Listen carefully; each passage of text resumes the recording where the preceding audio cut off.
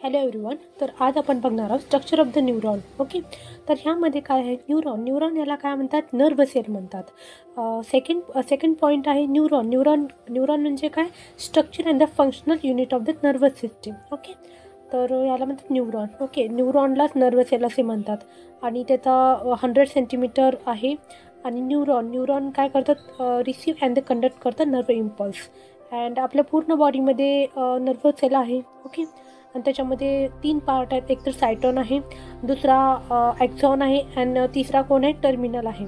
Okay, तर first बघूया आपण सायटॉन म्हणजे काय आहे, सायटॉनला सेल बॉडी असे म्हणतात. ओके, आणि त्याच्यामध्ये एक सायटोप्लाझम आहे, म्हणजे ग्लॅन्ड्युलर सायटोप्लाझम आहे, त्याला म्हणतात न्यूरोप्लाझम असे म्हणतात. आणि सेंटरमध्ये एक न्यूक्लियस आहे आणि निसल्स ग्रॅन्युल्स पण आहेत. Number of the small and the various आहे. डेंड्राइट, तर डेंड्राइटचं फंक्शन काय, तर डेंड्राइटचं फंक्शन काय आहे की इन्फॉर्मेशन वगैरे रिसीव्ह करणं आणि पुढं कंडक्ट करणे, तर त्याला म्हणतात डेंड्रॉन म्हणतात. ओके, आणि डेंड्राइट काय आहे, dendrite is a terminal branch arise from the dendron. मग डेंड्राइट एकतर वरचे आहे ते, आणि लास्ट जे टर्मिनल मुवमेंट आहे ना त्याला काय म्हणतात, डेंड्रॉन असे म्हणतात.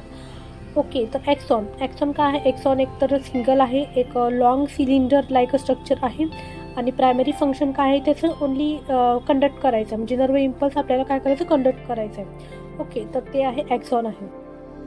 तर नेक्स्ट बघूया आपण ॲक्सॉन. इथं पण एक स्ट्रक्चर आहे, इमेज आहे इथं. तर इथं axon is a cover with the medullary smooth and processes of the node of the Ranvier आहे त्याच्यामध्ये. आणि त्याच्यामध्ये इलेक्ट्रिकल इम्पल्स वगैरे कंडक्ट केलं जातं. ओके, आणि ह्याच्यामध्ये सिम्पॅटिक गॅप पण आहे तिथं.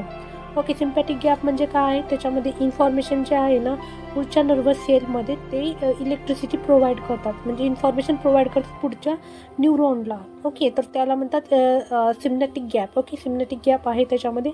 सो फक्त ओनली इन्फॉर्मेशन एका न्यूरॉनपासून दुसऱ्या न्यूरॉनपर्यंत पोहोचवणे एवढंच काम आहे त्याचं न्यूरॉनचं. Okay, so thank you. तर आपलं कंप्लीट झालेलं आहे स्ट्रक्चर ऑफ द न्यूरॉन.